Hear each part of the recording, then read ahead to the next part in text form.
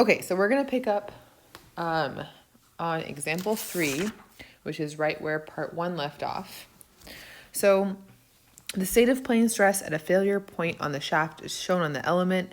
Represent this stress state in terms of the principal stresses. Okay, so the first thing we want to do, just like the other example, is we'll start by writing down from this image what the principal stresses are. So our sigma x is going to be -20 because it's going in the direction opposite of that picture. I'll show you guys on this slide here just so we... Where is it? Where's my picture? What happened to it? Let me see. Ah, here we go. This one. Okay, so this is our reference picture. Okay, it's a lot of work to scroll up. Let's go back. Okay, then our sigma y is going to be +90, again, reference picture, and our tau xy is going to be that 60 MPa. Okay, once we get that, the first thing we can do here is we can find the orientation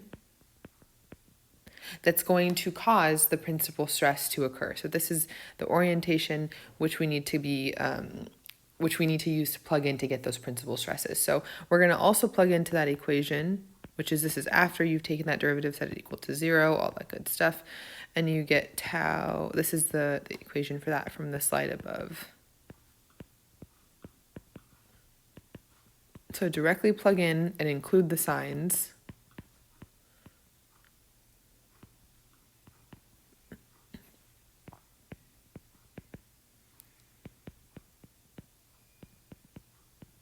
So we end up getting the theta for principal stresses. The plane where the principal stresses occur is inclined at 23.7 degrees. And we're going to call this 2 because to find 1 now, we're going to take 180, add that to P2, and we get 132.51 degrees. I don't know why I wrote that so weird. Let me rewrite that.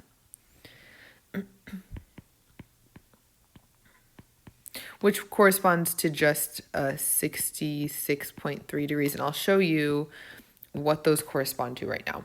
Okay, so just as a note here, our theta must be measured positive counterclockwise from x-axis to the outward normal axis.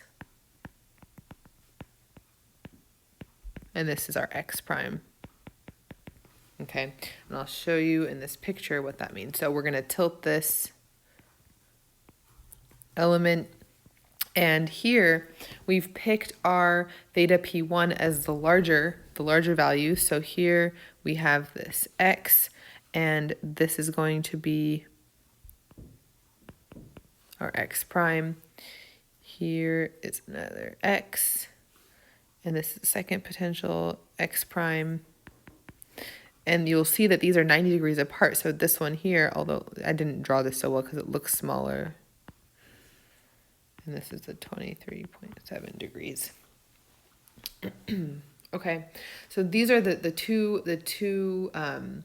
thetas that correspond to these principal stresses. So now we're going to plug in and see what these will give us now that we have this ready.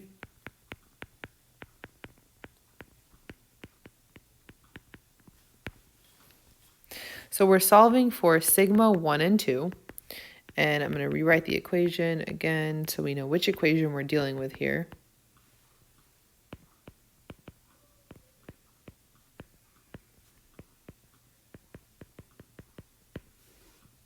And now let's plug in what we already know here.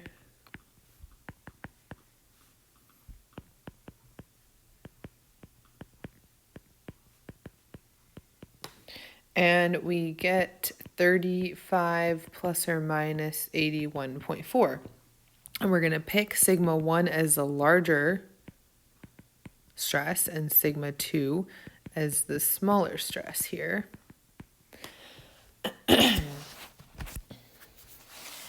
Okay, And now the principal plane on which each normal stress acts can be determined using that first equation on the side. So we want to figure out which theta corresponds here. So let's start with this theta, which is let's start with theta P2 of negative 23.7 degrees. So we're going to get this. We're plugging into this equation here.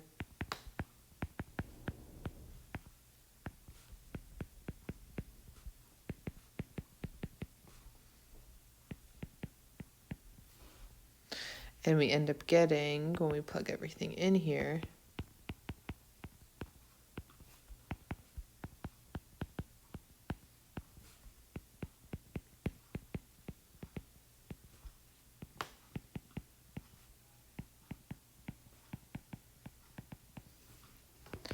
negative 46.4. So now we know that sigma 2, which is negative 46.4, acts on the plane defined by that theta P2 of negative 23.7, and that sigma 1 acts on the plane defined by theta P1, which is 66.3. So I'll write that here for you in summary. So we know that theta 2, which is equal to negative 46.4, corresponds to this value. And we know that sigma 1 corresponds to the 66.3 degrees. And again, there's no shear stress on this element. So the result here,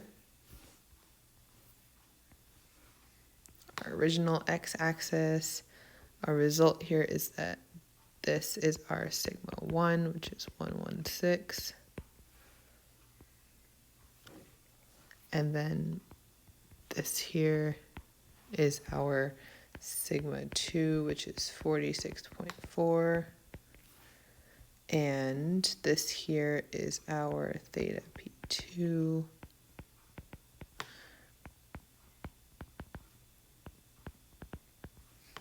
Okay. Okay, and then one thing we can note here, you can see the failure plane of this object would basically be along the plane of this right here, along the plane of these thetas. Okay, so this would be due to tearing of the material, and this is what describes that failure plane for us. Okay, so let's try another example now. So when the torsional loading T is applied to the bar, it produces a state of pure shear stress in the material. So we want to determine the maximum in-plane shear stress and the associated average normal stress when that theta, when we're at that inclination, and we want the principal stress here. Okay, so again, we're going to do the same thing. You can see here we don't have any sigma x, we don't have any sigma y, but we have a tau xy, which is just negative tau. Okay, and then here we can start by defining that max in plane shear stress. And we have this formula.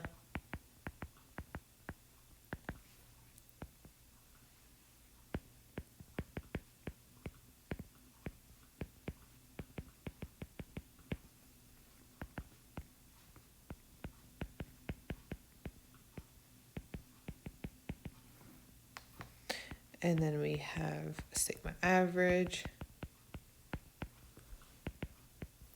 Okay.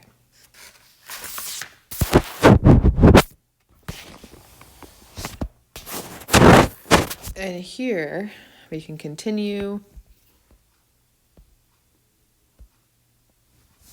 with our principal stress.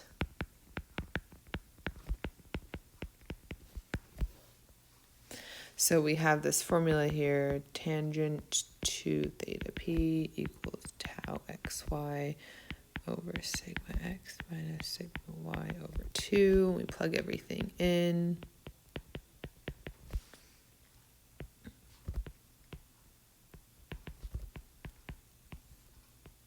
That corresponds to, there should be these degrees apart, so negative 45, and then we plug in to our principal stress equation.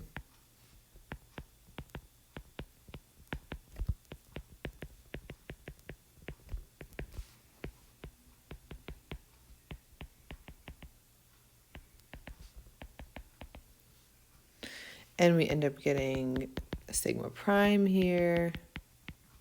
We're really just plugging into all these equations.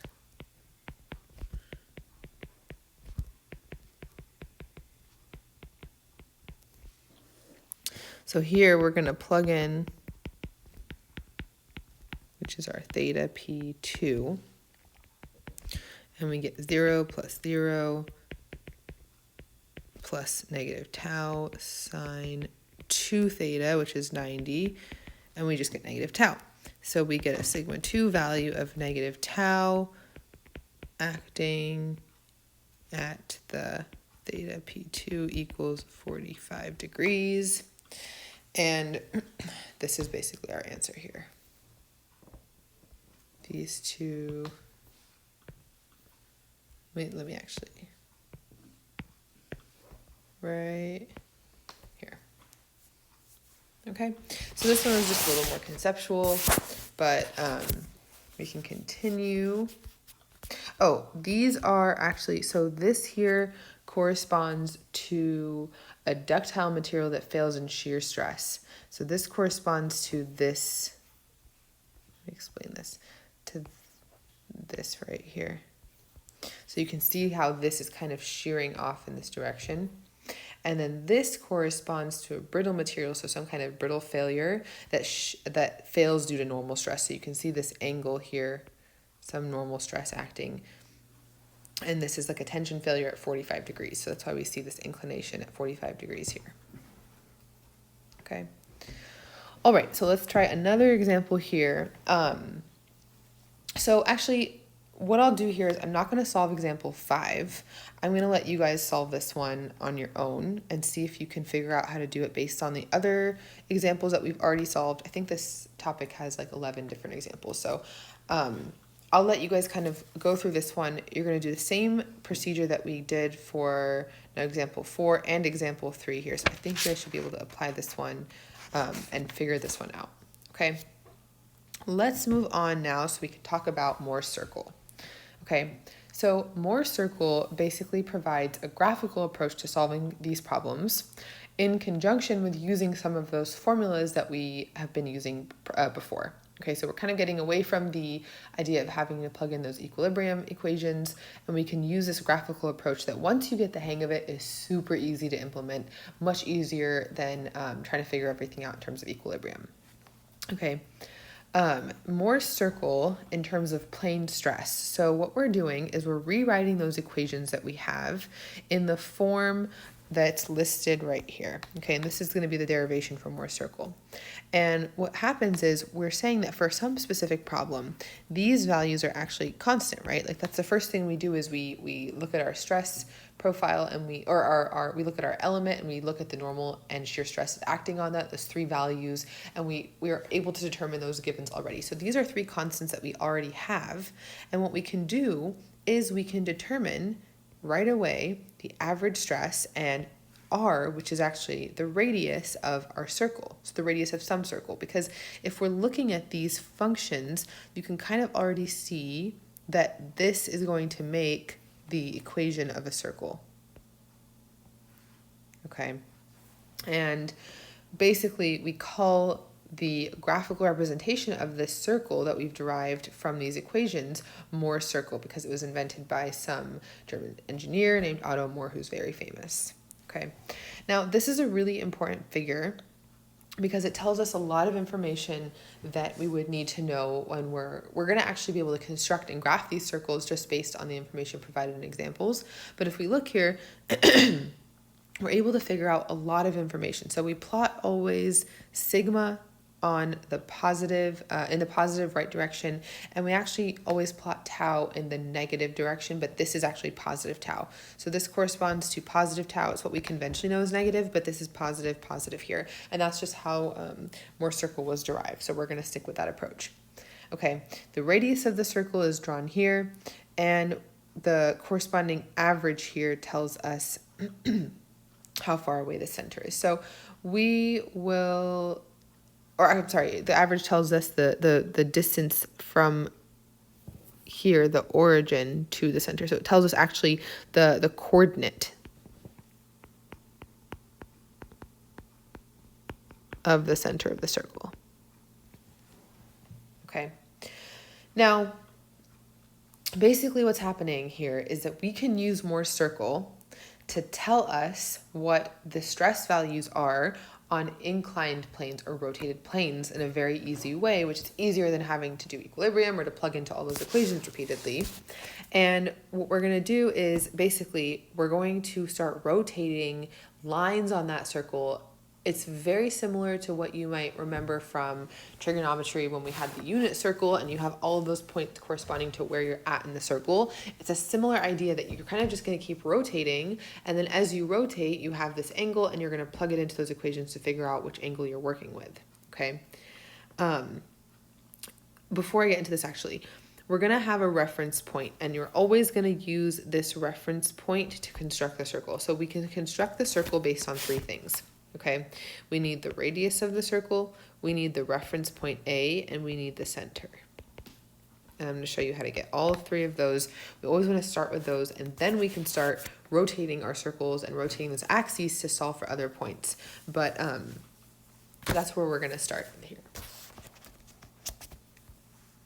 Okay, so we can use Moore's circle to find principal stresses, maximum in-plane stress and associated average normal stress, and then stress on any arbitrary plane. So we can use Moore's circle to find everything that we need without having to do all of these different analyses and plug into all of these different equations.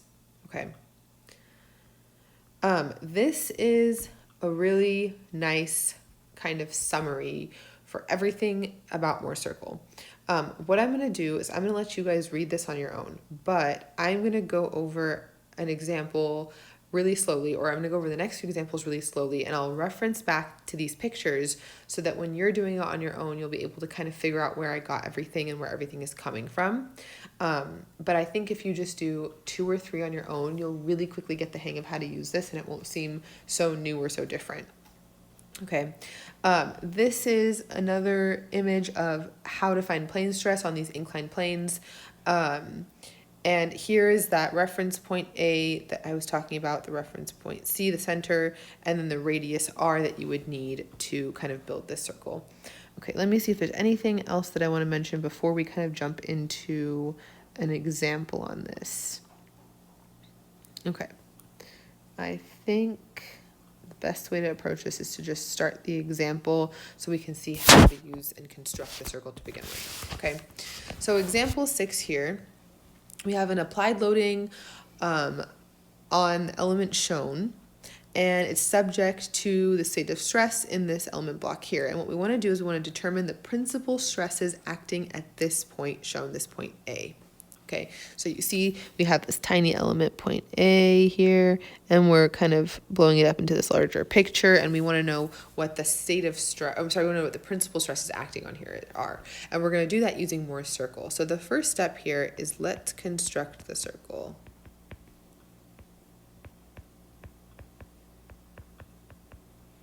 Okay, and to construct the circle, we want to first get the center. Right, that we need 3 things to construct the circle: the center, the radius, and we need some reference points. So let's construct the center first. How do we get the center?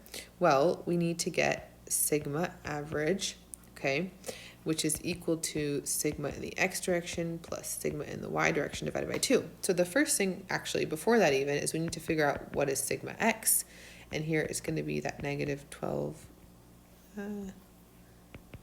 KSI. Sigma y is going to be 0, and then our shear stress is going to be negative 6 KSI. Okay, now we can plug those into here. We get negative 12 plus 0 over 2. We get negative 6 KSI. So we have the location of the center, negative 6, comma 0. Basically, this corresponds to the coordinate point of negative 6, 0, because if you remember, our axes are like this, sigma tau. So it's telling me that my sigma, my stress, is going to be negative 6, 0. So I'll draw it nicer. I'm just trying to show you what that center looks like. Okay, the next thing we want is a reference point. So we need a reference point, and our reference point, we call that point A. It's super easy to get. We know that the coordinate pairs have to look like this, sigma tau, and we already have a sigma tau. We have this value of sigma and this value of tau. And we're always going to go based on the x with these. It's you can go based on the y too, but you'll just have to rotate your axes. So we'll just go always based on the x here. So always sigma x. So I'm going to put reference point here. Always going to be sigma x comma tau xy. This is also given. So -12, -6. And then our radius, we're going to use Pythagorean theorem to solve for the radius. And so actually, let me draw this let me draw the circle, and then I'll show you how we can use the distance formula. Actually, you have 2 points. You can do the distance formula. You can do Pythagorean theorem. It's actually the same thing. But let me draw the circle, and then I'll show you how we get the radius. So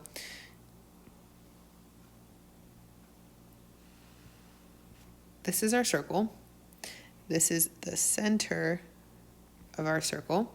And we know that it's -6, which means my axis has to be 1, 2, 3, 4, 5, 6, something like this.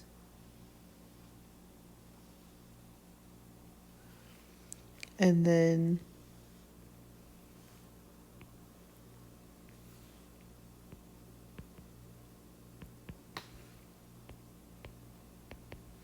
okay, so here, what we're saying is this is the center of the circle, point C, with coordinates of 6, 0. And then my point A here, let's draw point A, -12, -6. So I'm going to go -12, let's say somewhere here, another 6, 1, 2, 3, 4, 5, 6. And then I'm going to go up 6, so let's say it hits around somewhere here. So I'm going to call this point A, and this point is -12, -6. Actually, I'm going to move that over real quick. Hold on. Let's put it here. So what that tells me is that it is 12 away from here, and it's 6 away from here. Okay. And now what I'm going to do, I'm going to connect the center point with point A and make this triangle here. And this triangle, this is my radius R. And this here, measured always to my sigma, is going to be my 2 theta p. Okay, my 2 theta p. So 2 times my principal, the angle or my principal plane. Okay, so now I can use Pythagorean theorem here to solve for r, and I get the square root of 12 minus 6 squared, so that first side, and then just plus 6 squared. So this here is the 12 minus 6, which is just 6. And then we end up getting 8.49 KSI. So here it's 8.49. Okay, now let's continue. So the principal stresses here, you can use that figure as a reference, but I'm just going to show you. The principal stresses, the way we can find them, they're always these outer points of the circle here. I'm going to call this point B, and I'm going to call this point D. So it's always these outer points on the circle here. And all we have to do to get them, and I'm always going to call sigma 1 greater than sigma 2. Just going to pick it like that. I'm going to pick sigma 1 to be the larger one. So all I have to do is use geometry now. Sigma 1, well, it's going to be the radius, 8.49, minus that value of 6, and I get 2.49 KSI. And to get the sigma 2, I'm going to get that -6 value, subtract the radius, and I get -14.5 KSI. Okay, so super easy, just using geometry, I'm able to get those 2 values right there. And now we always want to measure, so just as a reminder here for this 2 theta p. So our orientation 2 theta p measures counterclockwise from CA, so this is our line CA, to CD. Okay, so we're always measuring it counterclockwise in this direction. Okay, and it defines the direction of theta 2 and its associated principal plane. So let's figure out that theta P2. So 2 theta P tangent inverse of 6 over 12 minus 6. So we get 45 degrees. And then we get theta P2 is equal to 22.5 degrees. So what that's telling us here is that if we rotated, basically this is my X, we got 14.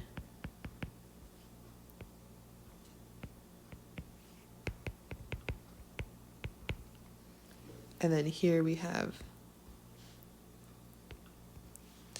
the 2.49 KSI. Okay. And that's our answer for this. So all we had to do was kind of figure out how to construct this circle. And then from there, it wasn't so bad. Okay. So let's try this again. Another example. Okay. So again, let's always start by defining our sigma x, negative 20, sigma y, 90, tau xy, 60. And then we want to get the center.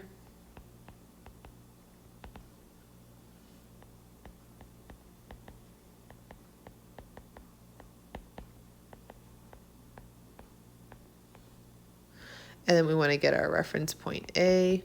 So it's just going to be that negative 20 sigma x comma tau xy of 60. And our radius is going to be the 60 squared plus 55 squared. And we get 81.4. And I'll show you how we got this on the circle if you're still not sure how we got this using Pythagorean theorem. So here's our circle. Here's the center of our circle. The center point acts at, where is it act? At 35, 0, which means that means that the axis has to be here because we have a positive center. So the coordinates of this are 35, 0. And here, our point A, let me write this, sigma tau. Our point A is negative 20, positive 60. So we're going to go from here, negative 20, positive 60. It would be something like this. And we always want to connect these 2 points to find the radius. Actually, I'm going to put that in blue so it's not messing up the red over there. Okay. And we can construct our our triangle like this now. We know this here is 60, and then again, excuse me, we're measuring now to our tau axis because we're looking for a shear. So this here is going to be our 2 theta s to the shear plane. This here is going to be our r. And this distance here was 35. And then this distance here that's left over is 20. So that's where we got the 55 from. 20 to get that whole length of the triangle. Okay, so now that we've figured out all of that stuff, we want to come here and let's determine our max in plane shear stress.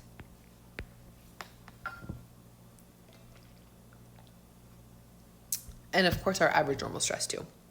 Okay, so the way we're going to identify this, we're going to come here to the center of the circle, just like we had our principles on the outside here on the sigma's axis. We're going to get our max in plane shear stress. You can see here corresponding to these points. Okay, and I'll call these points E and F. Okay, so let's start by E. You can see here E is going to be at 35 because that's the location on the sigma axis. And then comma, we get this 81.4, which is the radius, right? So we can already see just by getting the radius, we've already got the maximum in plane, 81.4 MPa. And then here we see that the average is just that 35 MPa, which we already calculated. Okay. And then our theta S1 is measured counterclockwise from CA to CE. Okay, that's what's happening right here. So I'm going to write that. This is always the case.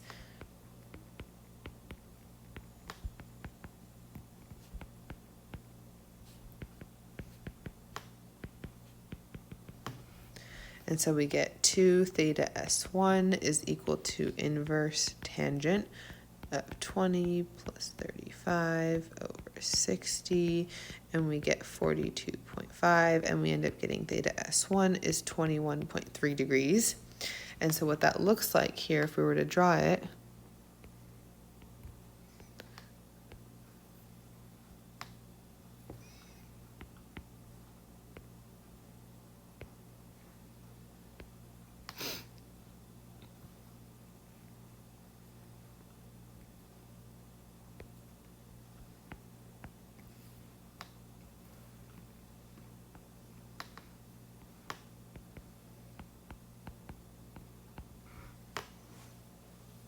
okay, and this was our x prime. All right, so you can see how easy that is. Just construct the circle and then really look at what's happening on the circle to get your answers for these points. Okay, so very straightforward. All right, so let's do another one. This is a little more complicated now, so I am going to solve this one with you guys. What we want to do now is we want the state of plane, well, actually, the state of plane stress is shown here. What we want is we want to represent this state of stress, but at 30-degree orientation, clockwise from the position zone. So we're going to rotate this element 30 degrees counterclockwise, and we're going to figure out what these stresses would be. So the same thing as that sigma x prime, tau x prime y prime that we did in that first equilibrium example, but we're going to do this using Morse circle now. Okay, so here we have sigma x as -8. Sigma y as 12, tau xy as -6, and then same procedure as always, center,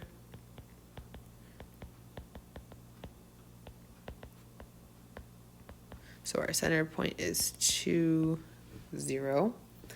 Our reference point A, and this is again our reference point for theta equals 0, is going to be this right here, and our radius is equal to 10 squared plus 6 squared, and I'll show you again how we get that.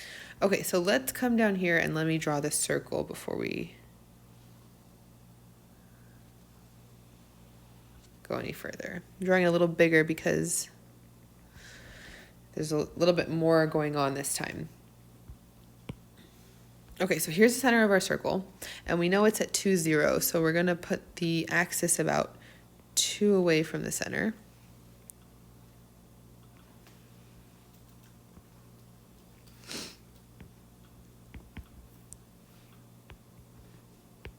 Okay, and again, we're going to define, this is our point C, and we're going to define our point A, which was -8, -6. So -8 on this side, -6. Let's just stay somewhere here. Right. And we're going to connect A to C. And we're going to do Pythagorean theorem to find out what this R value was, which is 11.66. Now this line, I'm actually going to connect this whole line now because it makes it a little easier to show what's going on. So this line here corresponds actually to our theta equals 0. Okay, but we know we want the stress at 30 degrees. So what we're going to do is we're going to rotate that element 30 degrees counterclockwise. So we need to construct, so I'm going to write that here. So we need to construct a radial line that is 2 theta measured counterclockwise from the line CA, because that's what corresponds to theta equals 0. So if my theta was 30, now I need to measure that as 2 times 30. So I need to construct a line that's 60 degrees counterclockwise from A to C. So I'm going to do that here. I'm going to come right here, A to C, and I'm going to go 60 degrees, maybe somewhere here, and I'm going to construct another line that looks like that.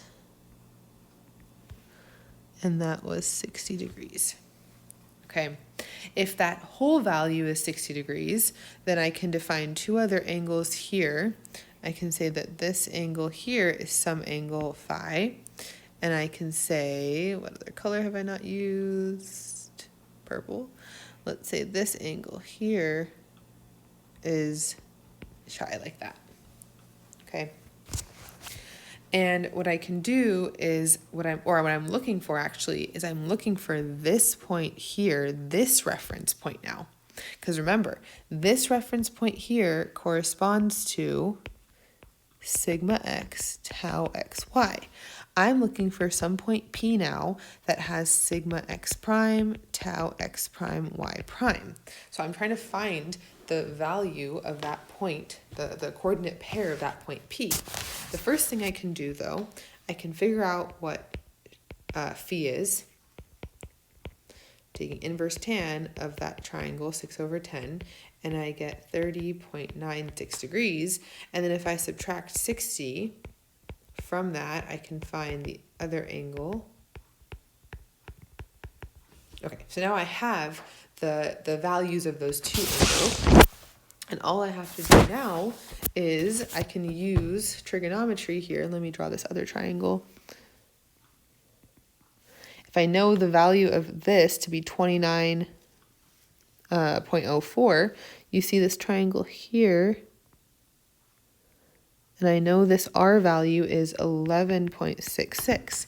So I can say that sigma of x prime is going to be that small 2, so this small length 2, minus 11.66, the radius, cosine of 29.04, and I get negative 8.2 KSI.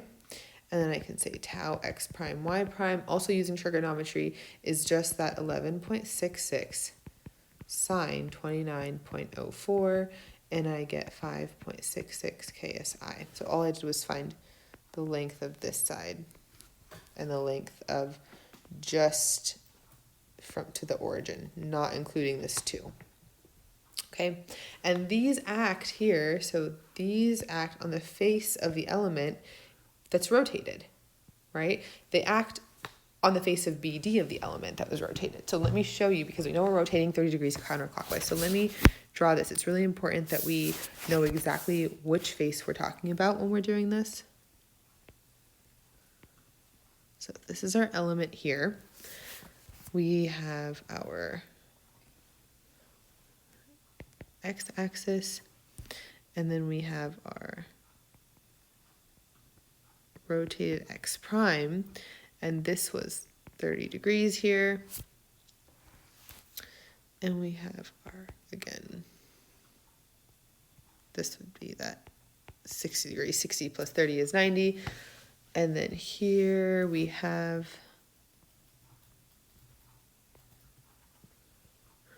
the 8.2. And we have our shear stress of 5.66. And this was B, this was D, this was E.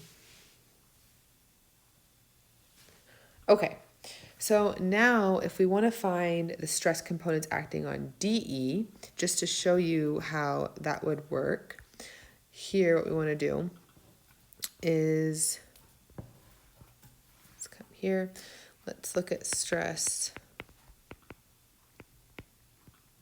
components on DE. So we want to look at DE, and DE is 60 degrees counterclockwise, and we're going to represent this by a point Q. Okay, so we're going to come back here and we can say, well, that point here measured 60 degrees counterclockwise is just this, Q. So all we have to do is to solve for that plane is come here and say, well, the sigma x prime here is that 2 value right here plus this distance here, which I can solve for again with the radius here, 11.66. Now cosine 29.04, and that's 12.2 KSI. And I can get tau x prime y prime for that plane as negative 11.66 sine 29.04, and that's equal to negative 5.66 KSI. This was a check because we know that the tau is the same for everywhere. And here, this acts in that negative y prime direction, the 12.2. So we can come back here. Where are my colors? I want to put, let's do purple. And here we can say that we have a, what was it, 12.2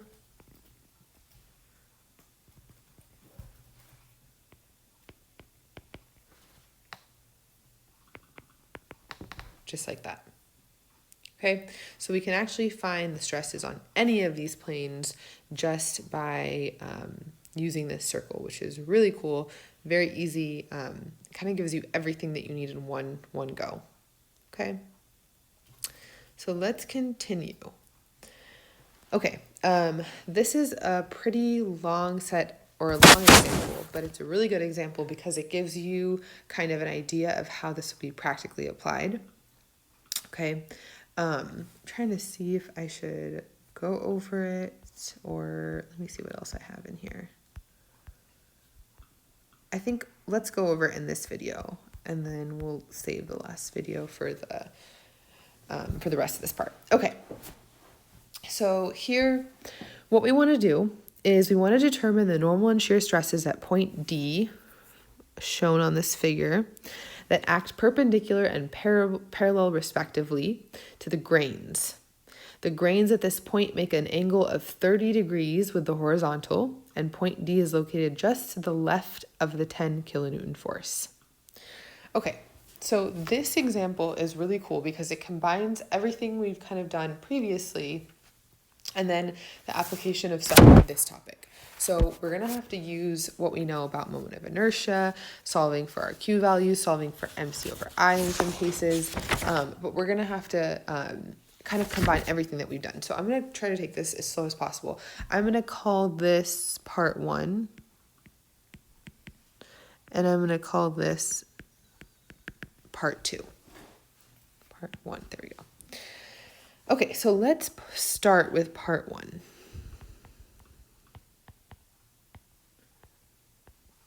And the first thing we want to do here is we need to figure out, we're not given the state of stress. Usually we're given the element and we're given the stress that acts on it, but we know that we've spent the last several topics or last several months in this class figuring out how to get the stress. So we really want to kind of use that knowledge that we know we have to determine the state of stress for ourselves when we're not given it. So what we want to do, you want to kind of think of this. We're trying to get sigma and tau. So if we want to get sigma and tau, we need to think of those formulas my over I or mc over I, and then that vq over it. So what we need to do is we need to first start by kind of taking a cut here at this point that we're interested in so we can figure out what the internal moment and shear are. So we need to make a cut. And we're going to make a cut just left of that segment. So here, let me draw that for you. And this is the cut, and this is going to be that point D. So this is 1 meter. And here, you can already see this. If this is 10, then the reactions here are going to be 5 and 5 on the other side. So we're going to have a 5 here. And then we're going to expose this shear and moment here internally in the beam. Okay. And all we have to do is sum forces in the y, set them equal to 0. And we can get 5 minus v equals 0, v equals 5. And then we can sum moments about that point. And we get, actually, m is also equal to 5 because it's just 1 meter away. Okay. And now we can also come here to this cross section and we can get the moment of inertia for this shape, which is just 1 over 12 b times h cubed. And we get 0.225 times 10 to the negative 3 meters to the fourth. And we can also solve for the Q value because we're going to have the shear here. So let me redraw this cross section. Okay, our neutral axis, of course, is right in the middle. And we're right here at this point D they're showing us. This point D. So we need to get the Q value at D, which is equal to y bar prime, a prime. So here, our y bar prime is the distance from the neutral axis to the center of that section. So here, this would be y bar prime, the center of this section. Here is 100 millimeters, so it would be that 0.1 meters. And so all we have to do here is plug in 0.1 times the area 0.1, 0.1, and we get 0.001 meters cubed for that Q value. Okay, so, and then here, point D, the Y value away from the axis is 0.05. So this distance here to point D is 0.05 meters. So now if we want to compute sigma at that point, my over I, we plug in 5 times 10 cubed times the distance away from the neutral axis divided by the moment of inertia, and we get 1.111 MPa in tension because it's positive. And this is the normal stress.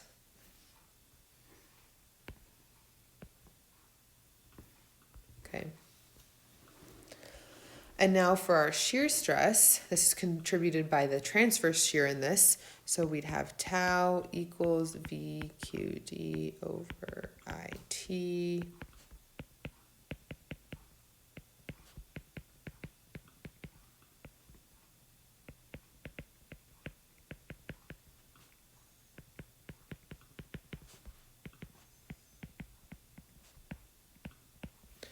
Okay. And now this is all the stuff from those previous sections. So if some part of this didn't make sense, just make sure to go review and make sure you can get up to this point in the problem. Okay, now what we can do is we can draw the state of stress that we're usually given. So if this is our element, we've been given this in the problem. We're given something like this.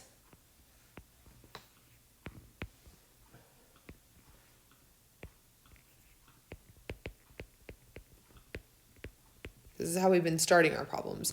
But really, since we're able to find these, we should be able to calculate them on our own. And we're given this, okay? And from this point here, we can now pick out our sigma x, our sigma y, and our tau xy. This is actually negative 2222 MPa. Okay. All right. Now what we want to do is we want to construct our circle. So we're going to construct our circle by finding the average value, which is going to give us the center point here.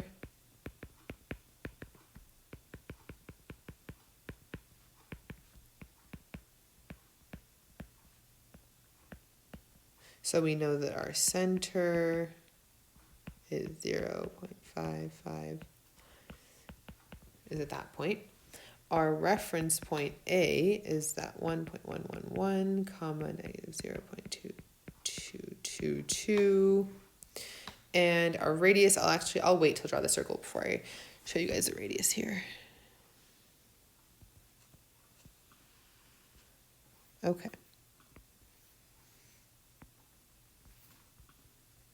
Our center point again is positive 0.55 something. So this is going to be here.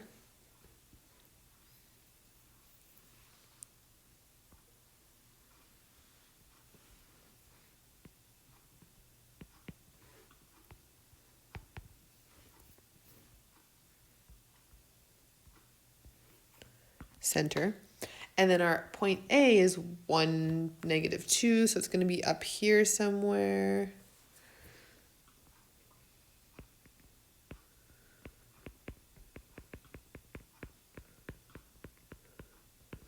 Okay. And now to get the radius, of course, we come here and we do Pythagorean theorem because we know that this C value is, what was the C? 0.5556.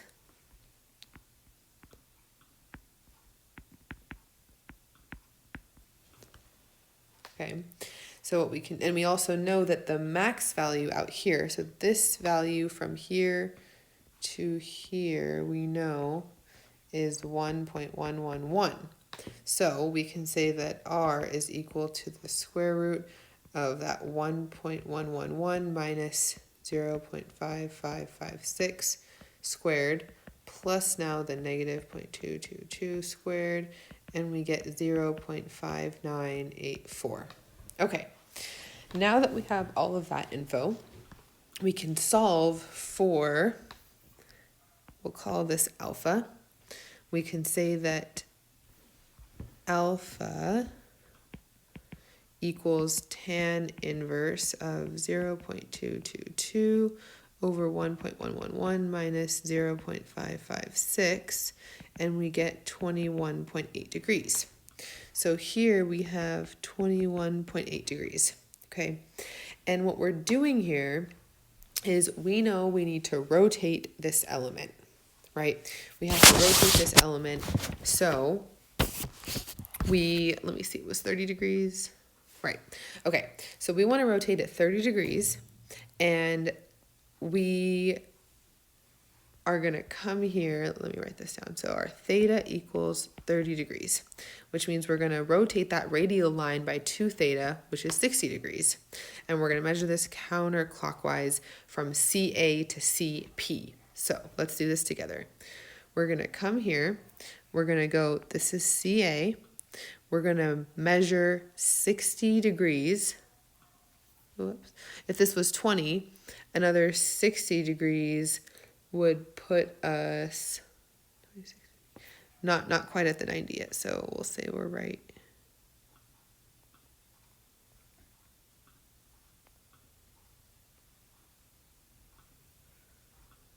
Let's say this is the 60. Okay. And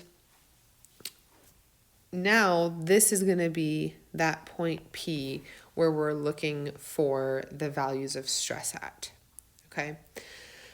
Okay, so the total distance now from sigma to line, for sigma axis to line CP is going to be 21.8 plus 60. And this is the value that we're going to plug in, basically, right? Because we want to now find the location, the coordinate of point P here. We want to find the coordinates of point P. So we know that, let me actually come here. This whole thing is 81.8 degrees. And to find the coordinates of point P, you can see here, we can use those trigonometric functions, those triangles again, and we can get, let me come here. We can get sigma x prime is going to be that 0.556 that we already know from right here, minus the vector component of the radius in the cosine direction. And we get 470 kilopascals here. And then for tau x prime y prime, we get the radius component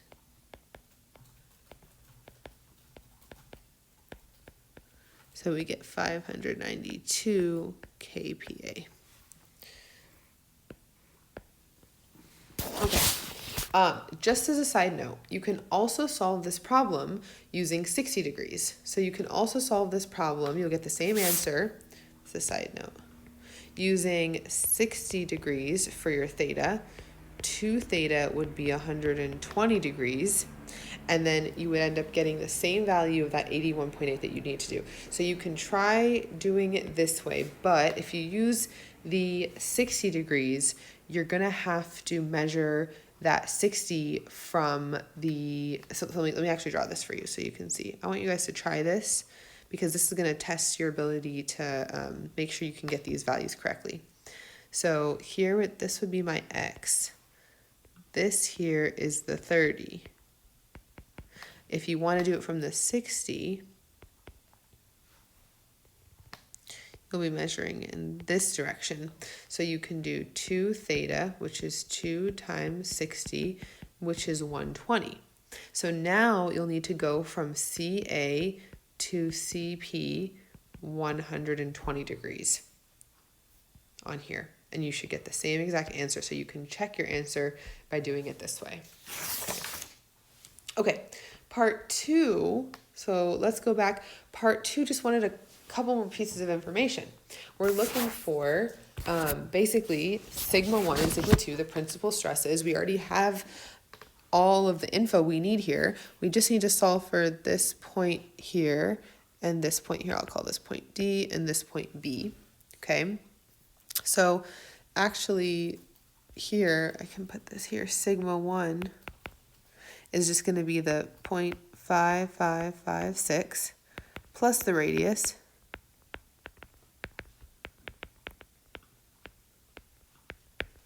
And then our sigma 2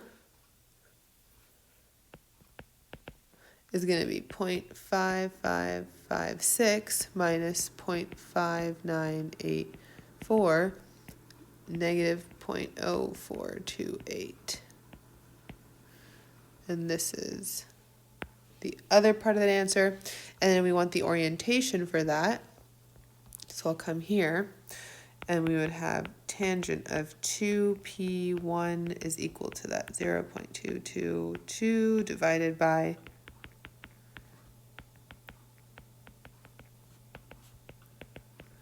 and we get P1 is 10.9 degrees clockwise. So what that looks like here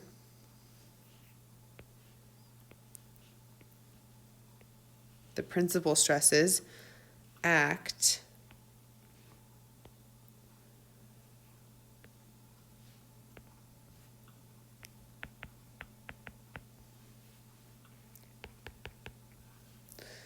at this angle of 10.9 degrees from sigma 1. Okay. All right, so we're going to stop there for this part of the video and continue probably in the last part of the video for numbers 10 and 11.